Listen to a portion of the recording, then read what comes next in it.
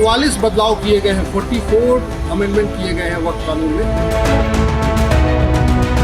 RSS का agenda है कि वो शुरू से वक्फ प्रॉपर्टीज़ को और वक्फ बोर्ड को ख़त्म करने की कोशिशें करती रही। लोगों की भावनाओं का ख्याल रखते हुए एक ऐसा बिल बने जो हितकारी हो सबके लिए।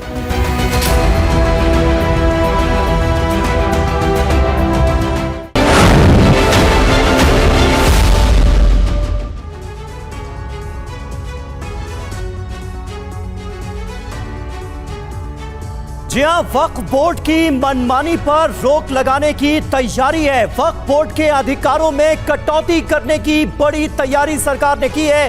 वक्फ बोर्ड में सुधार या कम अधिकार, यह है बड़ा सवाल, क्योंकि ऑपोजिशन लामबंद होता हुआ नजर आ रहा है इस बिल के खिलाफ। और नए बिल के साथ आई है सरकार, जिसमें कई अहम बातों का जिक्र किया गया है, कई अधिकारों में कटौती है और कुल मिलाकर मुसलमानों तक वक्फ की संपत्तियों का लाभ कैसे ज्यादा से ज्यादा पहुंचे, इसकी कोशिश नजर आ रही है। आपके साथ मैं हूं समीर अब्बास, मेरे साथ प्रतिमा मिश्रा भी मौजूद हैं।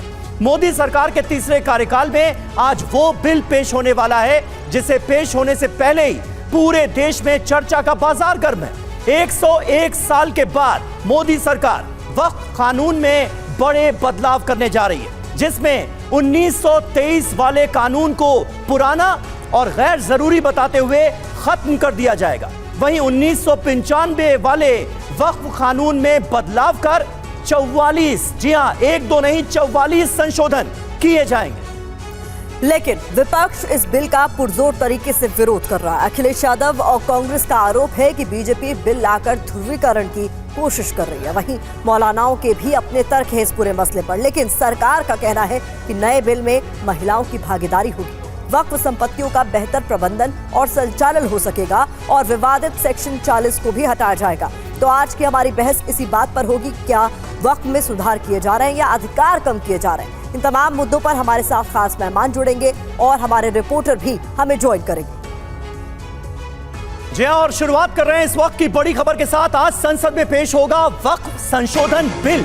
संसद में वक्फ संशोधन बिल का विरोध करेगी कांग्रेस। जी हां, ये इस मामले में एक नई अपडेट सामने आई है। अब तक समाजवादी पार्टी की तरफ से विरोध के सुर बुलंद किए जा रहे थे, अब कांग्रेस ने भी बिल का विरोध करने का फैसला किया है और वक्फ संशोधन बिल को बता दिया है असंवैधानिक।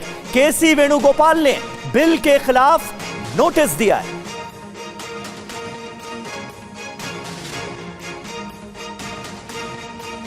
तो जिस बिल को लेकर इतना विपक्ष जो है मुखर नजर आ रहा है और इसका विरोध कर रहा है, आपके लिए समझना जरूरी है आखिरकार वक्फ संशोधन बिल 2024 पे क्या कुछ बातें कही गई हैं, क्या कुछ बदलाव देखने को मिलेगा, ये आपके लिए समझना जरूरी है। तो ये देखिए आपके सामने पहला और दूसरा बिल, इसकी एक डिटेल हम रखने वाले हैं। मैं चाहूंगी समीर आप पहले बिल का जिक्र करें। बिल्कुल, पहला बिल देखिए क्या है। वक्फ कानून 1923, अंग्रेजों के वक्त का यह कानून खत्म होगा। इसे पुराना कानून और अपर्याप्त माना गया है, ये बात महत्वपूर्ण है। बिल लाने का मकसद क्या है?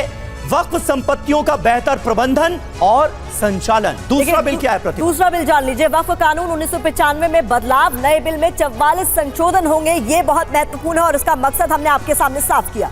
जी हां, बिल लाने का मकसद सेक्शन 40 को हटाया जा रहा है। इसमें जो प्रावधान थे उसको लेकर तमाम तरह के विवाद थे, ये एक बड़ा मकसद नजर आता है। कोई भी संपत्ति वक्फ की संपत्ति नहीं घोषित होगी। ये बहुत बड़ा बदलाव है जो कि मोदी सरकार करने जा रही है। और एक अहम बदलाव जो देखने को मिलेगा, बोर्ड में मुस्लिम गैर मुस्लिम का उचित प्रतिनिधित्व इस संशोधन के बाद देखने को मिलेगा। जी हां, मुस्लिम, ओबीसी, शिया, सुन्नी, बोहरा, आगा खानी समाज को प्रतिनिधित्व देने की बात कही गई है, यानी मुसलमानों के हर तबके को समायोजित करने की बात कही गई। और बिल लाने का एक और मकसद यह है कि वक्फ के पंजीकरण के तरीके को सुव्यवस्थित करने की भी कोशिश इसके जरिए की जाएगी। बोहरा और आगा खानी के औकाफ के लिए अलग बोर्ड बनाने की बात भी इस दौरान की जा रही है सभी। जी हाँ, तो कई अहम बातों का जिक्र किया गया है जो मोदी सरकार बिल लेकर आने वाली है। कई बड़े बदलाव होने जा रहे हैं और 1995 वाले कानून में 1-2 नहीं 44 संशोधन किए जा रहे हैं। तो बता दें आपको, इस बीच वक्फ संशोधन बिल पर कांग्रेस की एनडीए सहयोगियों पर भी नजर रहने वाली है। एनडीए के सहयोगी टीडीपी, जेडीयू और हम का रुख क्या रहेगा, इसका इंतजार किया जा रहा है। संदेश दिया जा रहा है कि हिंदू मुस्लिम के बीच खाई पैदा करने की कोशिश है। ये कहा जा रहा है बिल का विरोध करने के बजाय पॉइंट वाइज पॉइंट विरोध किया जाएगा, ये स्ट्रैटेजी निकलकर सामने आई है। मुस्लिम समर्थक दिखने के बजाय सरकार पर ध्रुवीकरण का आरोप लगाया जा सके, ऐसी कोशिश विपक्ष की हो सकती। तो देखिए ऑपोजिशन की कोशिश क्या है, ये प्रतिमा ने आपको बताया और इसी लाइन और लेंथ पर ऑपोजिशन पार्टीज के बयान सामने आ रहे हैं। वक्फ संशोधन बिल पर विपक्ष की रणनीति क्या है, स्ट्रैटेजी क्या बनाई गई है, आइए उस पर भी जल्दी से एक नजर डाल लेते हैं। कांग्रेस की एनडीए के सहयोगी दलों टीडीपी, जेडीयू और हम यानी जीतन राम मांझी की पार्टी जो है उसके रुख पर नजर है कि इन सहयोगियों का रुख क्या होता है। सरकार पर हिंदू मुस्लिम के बीच खाई पैदा करने का आरोप लगाया जाएगा।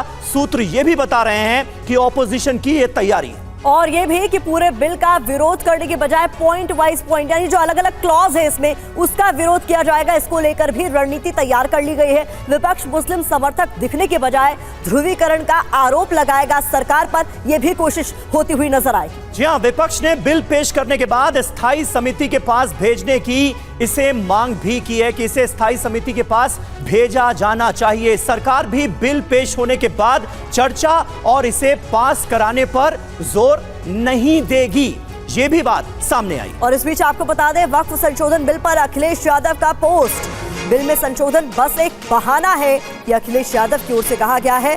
नजूल लैंड की तरह जमीन बेचना निशाना है, भाजपा क्यों नहीं खुलकर लिख देती, भाजपाई हित में जारी। तो कुछ इस तरीके से हमलावर अखिलेश यादव।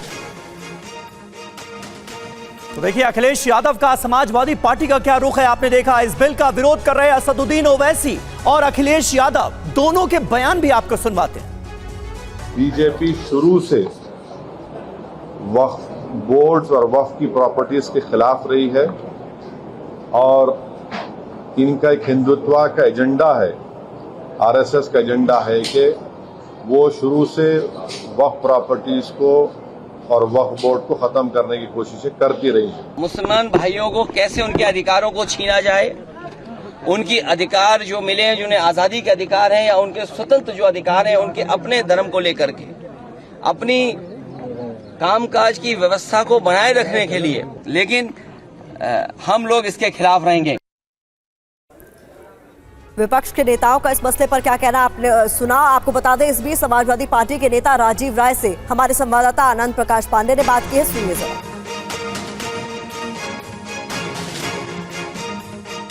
राजीव कुमार राय हमारे साथ है। सर, आज सरकार वक्फ में संशोधन वाला विधेयक ला रही है, समाजवादी पार्टी को किन किन मुद्दों पर, किन किन पॉइंट्स पर आपत्ति है? जिन मुद्दों पर आपत्ति हम दर्ज कराएंगे सदन में, आप उसको देख लीजिएगा, लेकिन उससे ज़्यादा महत्वपूर्ण इस बात की है कि जिन मुद्दों को विपक्ष लगातार उठा रहा है सदन में और उस पर सरकार न सुन रही है न सोच रही है, तो जब चुनाव आता है तो अपनी तिजोरी से ऐसे मुद्दे निकालते हैं जिसका कोई मतलब नहीं है, कोई ज़रूरत नहीं है, तो इस तरह की हरकतों का भी हम विरोध करेंगे। इस सरकार की इस तरह के कार्यप्रणाली का भी हम विरोध करेंगे। इस बिल का समाजवादी पार्टी विरोध करी सदन के अंदर, पुरजोर ढंग से विरोध करेंगे। लेकिन सरकार ये कह रही है गरीब मुस्लिम महिलाएं हैं, गरीब मुस्लिम अनाथ हैं, उनके लिए बिल है और उन्होंने सरकार से शिकायत की थी, मांग की थी। इतनी चिंता उन बच्चों के लिए क्यों नहीं जिन बच्चों का भविष्य सरकार ने बर्बाद कर दिया, पेपर लीक करा के, नौकरियों पर रोक लगा के, महंगाई बढ़ा के। किसानों की चिंता क्यों नहीं है, बेटी बहनों की चिंता क्यों नहीं? इस सरकार को चिंता सिर्फ अपने वोट की और अपने सीट की है, जो बचने वाला नहीं है। तो सरकार की तरफ से ये जो बिल लाया जा रहा है, हम इसका पुरजोर विरोध करेंगे, ये कह दिया है समाजवादी पार्टी ने। कांग्रेस का रुख भी ऐसा ही नजर आ रहा है। हमारे साथ तमाम खास मेहमान इस वक्त जुड़ चुके हैं। शाजिया इल्मी हमारे साथ मौजूद हैं, राष्ट्रीय प्रवक्ता भारतीय जनता पार्टी की। दानिश कुरैशी हमारे साथ मौजूद हैं, नेता AIMIM के। शादाब शम्स हमारे साथ जुड़ रहे हैं, उत्तराखंड वक्फ बोर्ड के शादाब शम्स साहब चेयरमैन हैं, वो हमारे साथ मौजूद हैं। और सैयद जवाद भी हमारे साथ मौजूद हैं, राजनीतिक विश्लेषक के तौर पर। शाजिया, मैं सबसे पहले आपके पास आऊंगा। ऑपोजिशन की जो अभी तक कोशिश नजर आ रही है वो ये कि हिंदू मुसलमान के बीच खाई पैदा करने की कोशिश की जा रही है, मुसलमानों के अधिकार उन्हें मिले, ये कहकर वक्फ बोर्ड के अधिकारों को काटने की तैयारी कर रही है सरकार। ये अपोजिशन का रुख है, क्या जवाब देना चाहेंगे आप?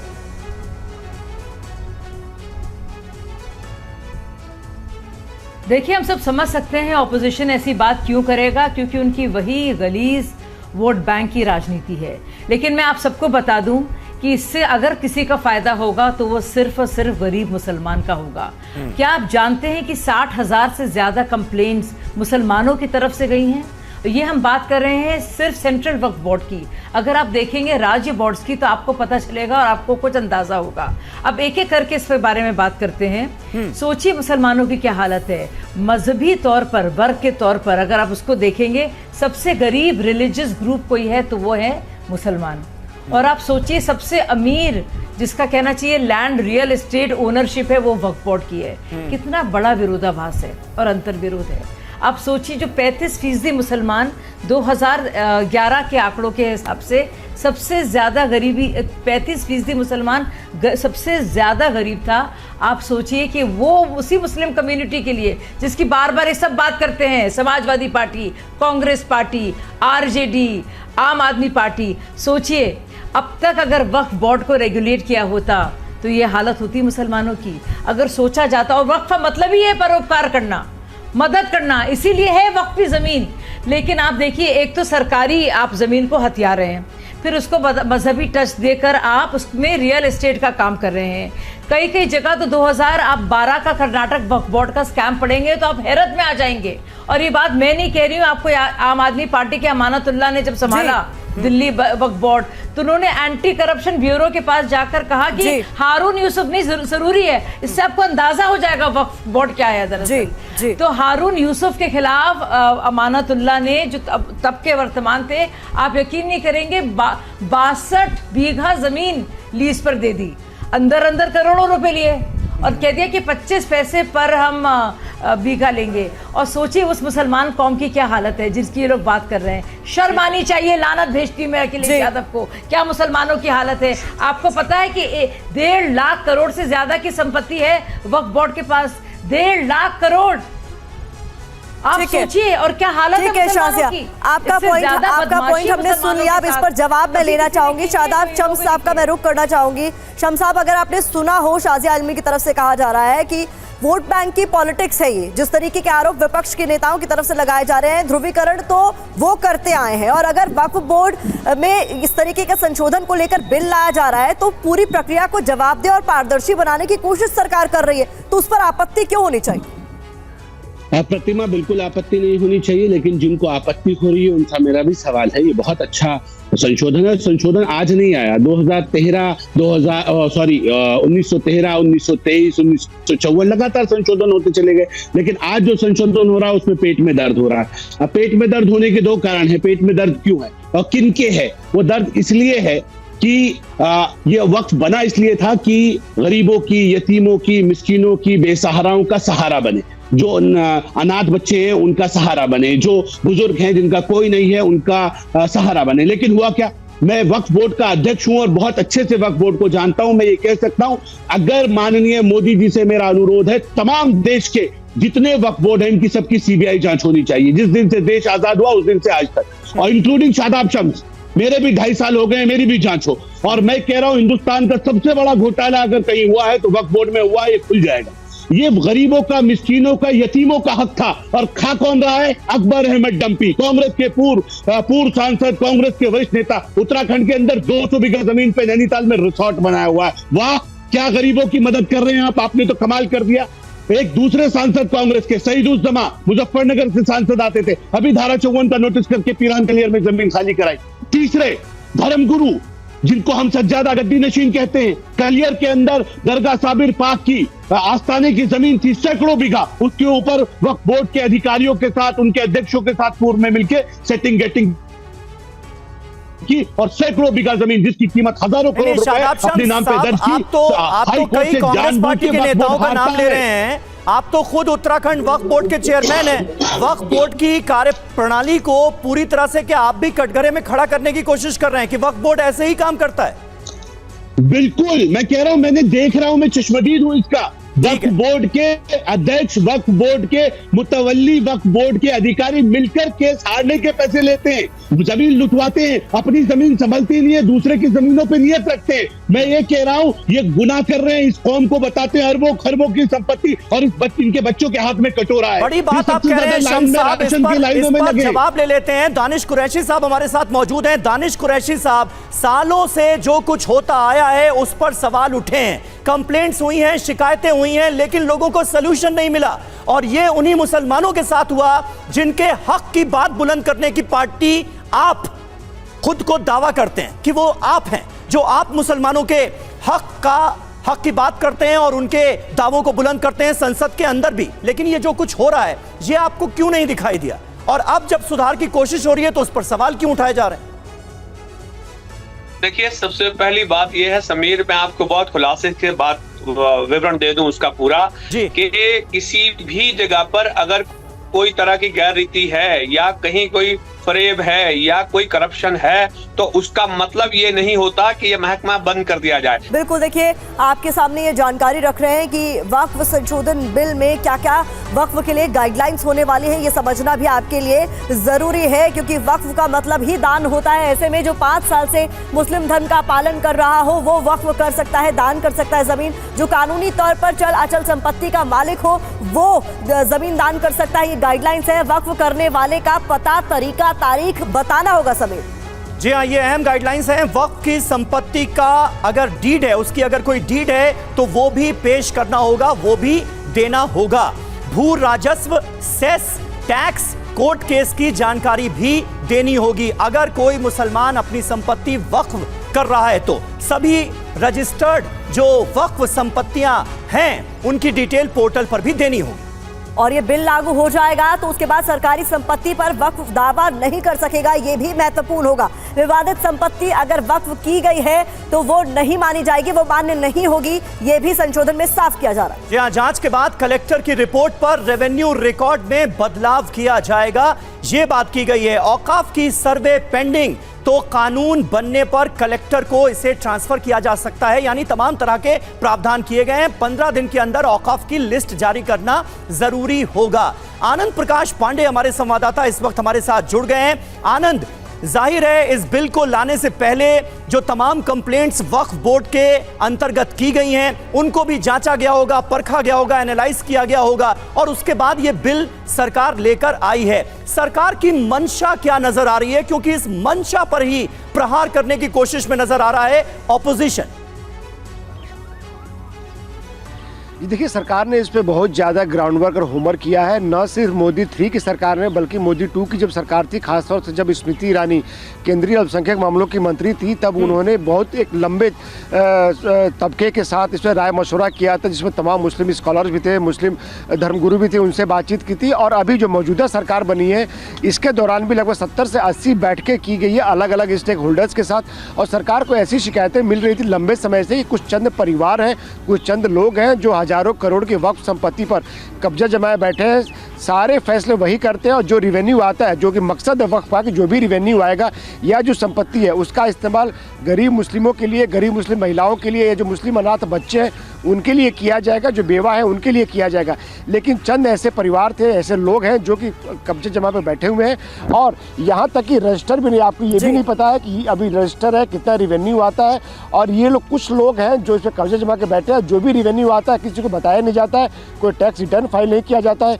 दिखाने के लिए 1 या 2 रुपये महीने किस्त ली जाती है, किराया लिया जाता है, लेकिन उसकी जगह पे ओरिजिनली बहुत ज़्यादा पैसा रहता है, करोड़ों पैसा लिया जाता है। इसके बाद सरकार ने ये फैसला किया, इस पर बदलाव का सरकार ने फैसला किया। आज 1 बजे के करीब संसद में, लोकसभा में ये बिल पेश किया जाएगा। सरकार तमाम बातें, तमाम जो आशंकाएं हैं उठाई जा रही, उनको लेकर अपना जवाब देगी इसके इंट्रोडक्शन के पहले। हाँ, ये अलग बात है कि तमाम विपक्षी दलों ने इसके इंट्रोडक्शन का विरोध किया, ओवैसी हो, कांग्रेस पार्टी हो, टीएमसी हो, समाजवादी पार्टी हो, इन्होंने इस बिल के पेश होने का ही विरोध किया, कहा कि सरकार पेश ही नहीं करती, सरकार कोई अधिकारी नहीं है, क्योंकि ये संविधान की मूल भावना के खिलाफ है। बहुत शुक्रिया इस तमाम जानकारी के लिए। तो आनंद प्रकाश पांडे बता रहे हैं किस तरीके से विपक्ष ने पूरी तैयारी कर रखी है कि पुरजोर विरोध करने वाली है, लेकिन साफ तौर पर ऐसे कई केसेस सरकार के सामने आए हैं जिसमें शिकायतें दर्ज कराई गई हैं कि दान की गई संपत्ति को लेकर कई तरह की शिकायतें आई हैं। दानिश कुरैशी साहब, अगर आपको हमारी आवाज आ रही हो, जो सवाल हमने पूछा था पहले उसका जवाब दे दीजिए। देखिए, मैं आपको बताऊं, जिस तरह से मुद्दे की बात की जा रही है, अभी तक तो बिल आया नहीं है, लेकिन अगर जिन मुद्दों पे बात की जा रही है तो इसमें सबसे बड़ा जो खेल मुझे नजर आ रहा है वो ये नजर आ रहा है कि जितनी भी संपत्तियां हैं जो सरकार स्वरूपी कब्जे में हैं, उनके ऊपर किस तरीके का कोई लिटिगेशन ना खड़ा हो, इस तरीके का एक फरमान जारी करने की बात है। मैं ये कह रहा हूं कि किसी भी चीज को चैलेंज क्यों नहीं किया जाना चाहिए, आप क्यों उस पर पाबंदी लाना चाहेंगे। मैं ये कह रहा हूं कि कोई भी इलीगल अगर कोई स्ट्रक्चर कहीं पे खड़ा है और उसके मालिक जो हैं वो वक्फ के अधीन कहीं रजिस्टर है या किसी ने चैरिटी में डोनेट कर रखा है, तो क्यों उसको चैलेंज नहीं किया जाएगा। ये तो देश में ना इंसाफी की बात होगी मुसलमानों के साथ, क्योंकि अगर मान लीजिए मेरे बाप दादाओं ने किसी को डोनेट किया है और उसके बाद सरकार के नाम पर आप कुछ भी कब्जा जमा लेंगे और उसके बाद ये कहेंगे कि आप इसको चैलेंज भी नहीं कर पाएंगे, तो ये तो नाइंसाफी से बड़ा और जागती क्या हो सकती है। ये तो सुधार नहीं है, मुझे तो लगता है ये तो बिगाड़ है समाज के अंदर में। सरकार कब्जा जमाने की तैयारी में आप ये कह रहे हैं कि सरकार उन जमीनों पर कब्जा जमा लेगी। सैयद जवाद, आप किस तरह से देख रहे हैं इसे? जो बात AIMIM की तरफ से की जा रही है वो समाजवादी पार्टी के मुखिया अखिलेश यादव भी कहते हुए नजर आ रहे हैं कि भाई सरकार की तैयारी है कि उन जमीनों पर कब्जा जमा लिया जाए, उन्हें बेच दिया जाए। जी समीर भाई, देखिए क्या है, ये हम दो, हमारे दो और हमारे और दो की सरकार है। इसका जो है करप्शन का और सरकार का पुराना नाता है और करप्शन ज्यादा से ज्यादा हो सके वक्फ बोर्ड में, इसीलिए तो ये बिल लेकर के आया जाता है। और कैसे वो करा जाएगा आपको और बता दूं, अभी सब बात करी जा रही थी कि महिलाओं का रिप्रेजेंटेशन होना चाहिए इसके लिए वक्फ बोर्ड के अंदर। अरे होता है ऑलरेडी, 32 जो वक्फ बोर्ड हैं और अभी यहाँ पर जो बैठे हैं वक्फ बोर्ड उत्तराखंड के चेयरमैन साहब, ये भी सरकारी नुमाइंदे होते हैं, ये भी भारतीय जनता पार्टी से जुड़े होंगे, तभी तो इनको बनाया गया होगा। और महिला रिप्रेजेंटेशन की जहां तक बात आती है तो वक्फ बोर्ड में ऑलरेडी महिलाओं का रिप्रेजेंटेशन है, लेकिन हमारी बहन बैठी हुई शाजिया जी, मैं तो चाहता हूं कि इनको जो है संसद भेजना चाहिए, इनको टिकट मिलना चाहिए था और इनको जो है आप जो है राज्यसभा भी भेजें। महिलाओं का रिप्रेजेंटेशन कैसे होगा जब आप पॉलिटिकल रिप्रेजेंटेशन देंगे नहीं और यहाँ पर आकर रिप्रेजेंटेशन की बात करेंगे। तीसरी, जो वक्फ बोर्ड का ट्रिब्यूनल है उससे बड़ी साहब को तकलीफ है।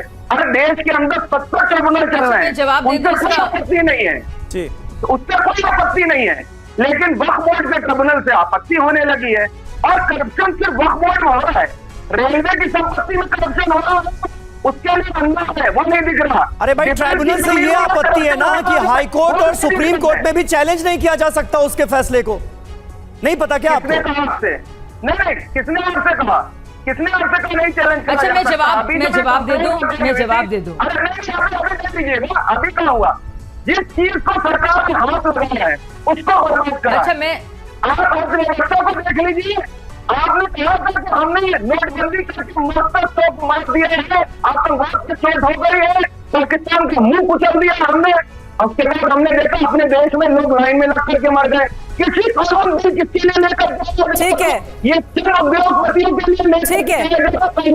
और बहुत से उद्योगपतियों के एक मिनट जवाद साहब, जरा मैं एक उदाहरण ही आपके सामने पेश कर देती हूँ, फिर इस पर मैं जवाब शाजिया मैं आपके पास आती हूँ, लेकिन एक उदाहरण ही पेश कर देते हैं। और ये सिर्फ एक उदाहरण है जो हम आपके सामने रखने जा रहे हैं। ऐसे कई मामले सामने आए, संज्ञान में आए। सैयद जवाद साहब सुनिए जरा, ऐसे कई मामले सरकार के संज्ञान में आए, बाकायदा शिकायतें दर्ज कराई गई और उसके बाद ही ये संशोधन बिल सरकार लेकर आने वाली है। पुराने वक्फ कानून के दुरुपयोग का सबसे बड़ा उदाहरण अब आपके सामने हम रखने जा रहे हैं। बता दूं आपको, तमिलनाडु का एक किसान राजगोपाल जब अपनी बेटी की शादी के लिए अपना खेत बेचने गया तो उसे पता चला कि वो अपनी जमीन नहीं बेच सकता क्योंकि उसकी जमीन वक्फ की है। तमिलनाडु के वक्फ बोर्ड रजिस्टर में 28 दिसंबर 1956 की एंट्री के मुताबिक किसान का तिरुचेंदुरई नाम का पूरा गांव ही अनवरुद्दीन खान ने वक्फ के रूप में दान किया था, जो कि 1672 से 1749 तक अरकोट के नवाब थे।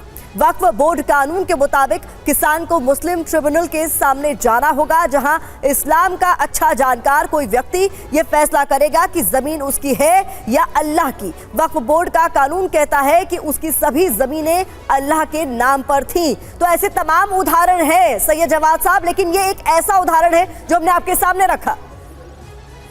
और इस बीच बता दें आपको, निजी संपत्ति पर वक्फ का दावा कब कब हुआ है, तो क्या रास्ता है, ये भी आपके लिए समझना जरूरी है। वक्फ अधिनियम की धारा 40 में प्रावधान है, आपको बता दें वक्फ बोर्ड को किसी संपत्ति पर दावे का अधिकार है। मालिक होने के बावजूद किसी को अपनी जमीन बेचने के लिए राज्य वक्फ बोर्ड से एनओसी लेनी पड़ सकती है। जिस व्यक्ति की संपत्ति पर वक्फ स्वामित्व का दावा कर रहा है उसे विरासत में भी मिली जमीन की बिक्री पर वक्फ को किराया देना पड़ सकता है। ट्रिब्यूनल के फैसले तक बोर्ड का ही आदेश आखिरी माना जाएगा। और हमारे साथ शाजिया इल्मी मौजूद हैं भारतीय जनता पार्टी से। शाजिया, आप जवाब देना चाह रही थी, जिस तरह की बातें जवाब साहब करते हुए नजर आ रहे हैं और दानिश कुरैशी भी कर रहे हैं, ये डर बार बार दिखाया जा रहा है ऑपोजिशन की तरफ से कि भाई एक तरह से सरकार की मंशा उन जमीनों पर कब्जा करके उन्हें बेचने की है।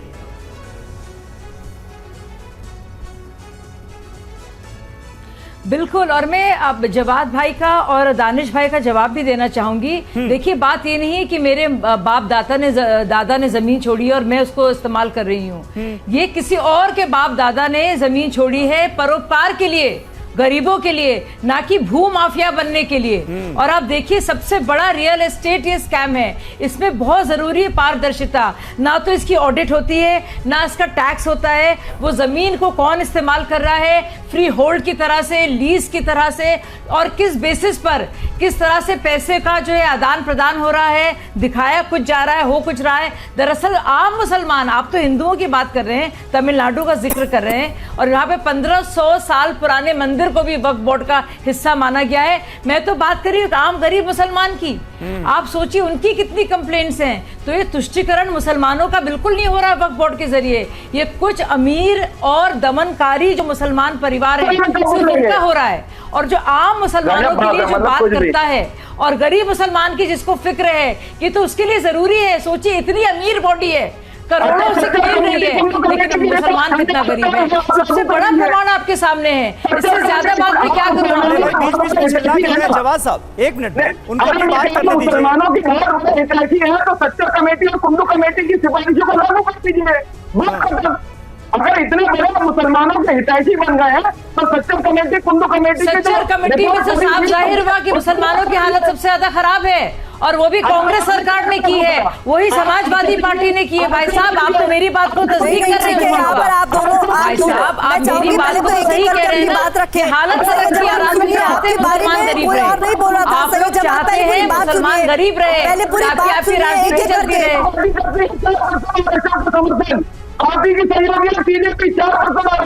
चलिए ठीक है, जवाद साहब ऐसे चीखिए मत, आपकी आवाज ठीक तरीके से नहीं आ रही है। एक मिनट मैं बस एक गुजारिश कर रहा हूं, आराम से बोलिएगा तो बहुत अच्छे से आपकी आवाज आएगी। ठीक है, शम्स साहब हमारे यहाँ मौजूद हैं, हमारे साथ मौजूद हैं, उत्तराखंड के वक्फ बोर्ड के अध्यक्ष हैं। हो रहा है मुसलमानों के लिए, गरीब मुसलमानों की फिक्र हो रही है। शम्स साहब, मुझे ये बताइए कि आप खुद मुसलमान विरोधी हैं दरअसल। एक मिनट शाजिया, जवाद साहब प्लीज, आप दोनों चुप हो जाएं। शम्स साहब, आप खुद वक्फ बोर्ड के अध्यक्ष हैं। वक्फ बोर्ड को ऐसे कौन से पावर्स मिल जाते हैं जिसका मिसयूज आज की तारीख में बड़े पैमाने पर हो रहा है? हमें ये पता है कि किस तरह से अगर कोई जमीन है, विवादित है, या फिर किसी के पास अपनी जमीन के पेपर नहीं है तो वक्फ बोर्ड ने अपना बोर्ड लगा दिया, फिर उसके बाद वो संपत्ति वक्फ बोर्ड की हो गई। अब वो सामने वाला तय करता रहे, अपना प्रूफ देता रहे कि नहीं वो जमीन हमारी है। क्या इसका बड़े पैमाने पर मिसयूज हो रहा है आज की तारीख में? हकीकत क्या है, प्रैक्टिकलिटी बताइए। समीर, पहले तो मैं ये बता दूं कि यहाँ जितने लोग बैठे हैं ज्यादातर मुसलमान हैं। मैं ये कह रहा हूँ मुसलमान को सच बोलना चाहिए। अगर मेरे अंदर कमी है तो इसमें झूठ से काम नहीं चलेगा। अगर आप ईमान वाले हैं तो आपको सच बोलना ही चाहिए। और सच ये है कि इस एक्ट का मिसयूज हुआ है। देहरादून के अंदर आपको जीता जागता एग्जाम्पल मैं उत्तराखंड का बताता हूँ। गड़बड़ी कहाँ होती है कि जब 1984 में सर्वे हुआ, सर्वे में दर्ज कर दिया गया कि ये जमीन वक्फ की है। मेरे यहाँ कावली एक गांव है देहरादून के अंदर, जो उसके अंदर एक कब्रिस्तान है। सीएजी की रिपोर्ट है, उसमें क्या करेंगे आप? केंद्र सरकार। जवाद साहब, आप क्या सबके बीच में बोलेंगे? आपको ऑडियो डाउन करना पड़ेगा, मुझे मजबूरी में। बोलने नहीं दूंगा। सुनिए जरा उनको, दिखाई दे रहा है। सुनने का दम भी रखो ना जवाद भाई, सुनने का दम रखो। सुनो जी, शम्स साहब बोलिए। हिसाब किताब होगा तो कीड़े पड़ेंगे। अगर सही से झूठ का साथ दोगे, सच का साथ नहीं दोगे तो ऊपर वाले के यहाँ भी हिसाब देना है। मैं ये कह रहा था कि यहाँ एक कब्रिस्तान है, कावली कब्रिस्तान, और वहां पे जो जमींदार वहां के थे वो जमींदार हैं पुंडी राजपूत हिंदू फैमिली। उनके बड़ों ने ये कहा कि यहाँ पे क्योंकि मुस्लिम हमारे साथ रहते हैं, कुछ जमीन एक्स्ट्रा है, तो इसके ऊपर वो सैकड़ों सालों से अपना कब्रिस्तान चला रहे थे। उसके ऊपर ईमानदारी से कब्रिस्तान था और वहां दफन हो रहे थे। उत्तराखंड बना तो उनके बच्चों ने देखा, बड़ों का डेथ हो गई है कि भाई हमारे बड़ों ने दान तो की नहीं, लेकिन 32 बीघा जमीन वक्फ में दर्ज हो गई। तो उन लोगों ने स्टे लिया कोर्ट में जाके और कहा कि ये जमीन हमारी है, हमारे रिकॉर्ड में हमारी है, हमारे खजरा खतौनी और जो जोत भई है उससे कटी नहीं है, तो जमीन हमारी है। हमारे बड़ों ने दे दी अगर दान तो मौखिक रूप से दी, कागजों में तो नहीं दी। अब दोनों पक्ष साथ बैठे कि आपसी माहौल खराब ना हो, और दोनों पक्षों ने बैठ के आपस में कॉम्प्रोमाइज किया कि 20 बीघा जमीन कब्रिस्तान को दे देते और 12 बीघा जमीन जो किसान परिवार है पुंडी राजपूत उनको दे देते हैं। दोनों लोगों ने अपने अपने एफिडेविट ट्रिब्यूनल में जमा कर दिए। अब कमाल का खेल देखिए यहाँ कि वक्फ बोर्ड आता है बीच में और वक्फ बोर्ड कहता है कि वक्फ बोर्ड को अधिकार नहीं है कॉम्प्रोमाइज करने का।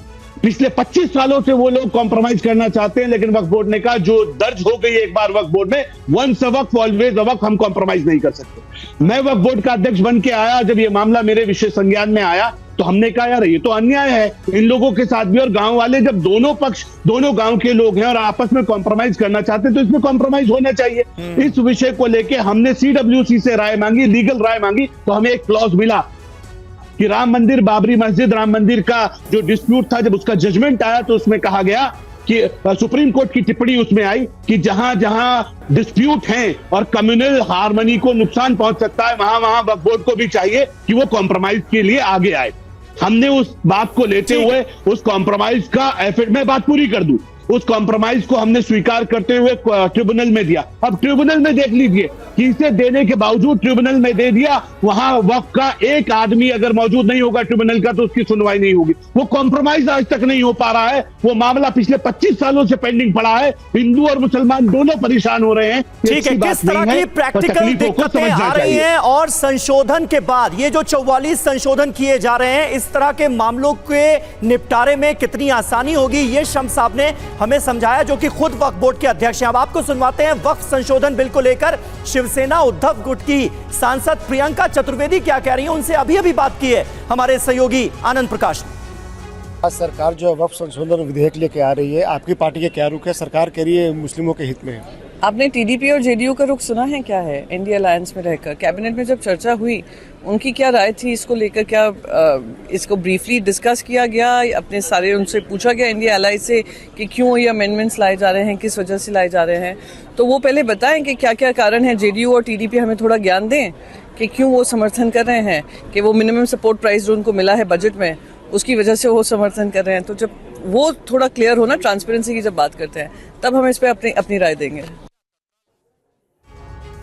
तो देखिए, और अभी तक खास बात यह है कि सरकार के जो सहयोगी दल हैं, चाहे जेडीयू हो, टीडीपी हो, अभी तक इनकी राय सामने नहीं आई है। तो उनका पक्ष क्या होता है इस मसले को लेकर, यह भी देखने वाली बात होगी। लेकिन एक और जानकारी आपको दे दें, 15 साल में वक्फ बोर्ड की संपत्ति देखिए दोगुनी हो गई है। डेटा हमारी स्क्रीन पर है। 2009 में 4 लाख एकड़ थी, 30,000 रजिस्टर्ड संपत्तियां थी वक्फ की। 2024 में देखिए ये आंकड़ा कहां तक पहुंच रहा है, 4 लाख एकड़ से बढ़कर 9.4 लाख एकड़, यानी करीब 9.5 लाख एकड़, 8,72,000 रजिस्टर्ड संपत्तियां आज की तारीख में 2024 में वक्फ बोर्ड के पास है।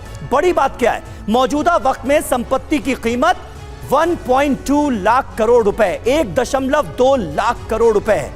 आम आदमी पार्टी की सरकार में दिल्ली वक्फ बोर्ड को 101 करोड़ रुपए दिए गए। दिल्ली वक्फ बोर्ड को अकेले सिर्फ 2021 में दिल्ली सरकार ने 62.57 करोड़ रुपए दिए। तो वक्फ बोर्ड अगर चाहे तो क्या नहीं कर सकता, लेकिन कर रहा है क्या, ये है सवाल प्रतिभा। और यही सवाल दानिश कुरैशी साहब आपसे है। शादाब शम्स का जवाब आपने सुना, आप नहीं है सही जवाब, आप ही जवाब दे दिए। शादाब शम्स साहब जो कह रहे थे, साफ तौर पर कई उदाहरण उन्होंने आपके सामने रख दिए। ऐसे में अगर पारदर्शिता आती है, ट्रांसपेरेंसी आती है, जवाबदेही तय होती है, तो उससे दिक्कत क्यों हो रही है आपको? मैडम हम ट्रांसपेरेंसी के 100% समर्थन में है कि ट्रांसपेरेंसी होना बोलेंगे, चाहिए, ये भी बता दीजिए। इससे भी इनकार नहीं करना हो।